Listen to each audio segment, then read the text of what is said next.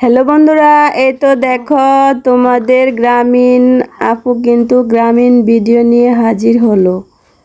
গ্রামের সুন্দর সুন্দর সবুজ শ্যামল জিনিস তোমাদেরকে দেখানো হয়।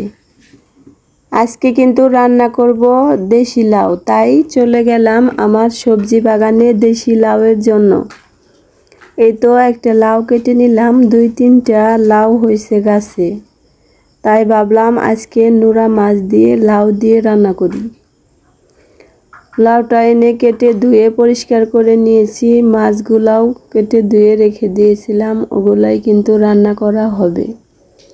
প্রতিদিনের মতোই এইভাবেই কিন্তু রান্না করি, যেভাবে সেটাই তোমাদেরকে দেখানো হয়। যে যে বন্ধুরা আমার ভিডিও দেখো তোমাদেরকে অসংখ্য ধন্যবাদ। আরও বেশি বেশি দেখবা এবং লাইক করবা, আরও সুন্দর সুন্দর কমেন্ট করবা। আমিও তোমাদের পাশে থাকার চেষ্টা করব অবশ্যই। আমরা ছোট ছোট ইউজার যারা আছি, ছোটদেরকেই কিন্তু বড় করতে পারি। মানে আমার যে কয়টা বন্ধু আছে সব বন্ধুরাই যেমন আমার ভিডিও দেখে লাইক করে, সেরকম আমিও আমার বন্ধুদেরকে দেখে দেখে লাইক করলে ওয়াচ টাইম এবং সাবস্ক্রাইব পূর্ণ করা তাড়াতাড়ি হয়ে যাবে। এটাই তোমাদের কাছে অনুরোধ, কেউ সাবস্ক্রাইব করে কেটে নেবে না এবং ভিডিও দেখবে না। অবশ্যই সপ্তাহে হলেও একবার করে দেখবে।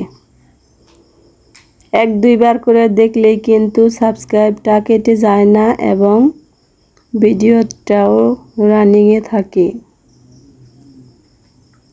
আস্তে আস্তে কিন্তু পুরাতন হলে অনেক বন্ধু বাড়ে এবং ভিডিও সবাই পছন্দ করে এবং দেখে।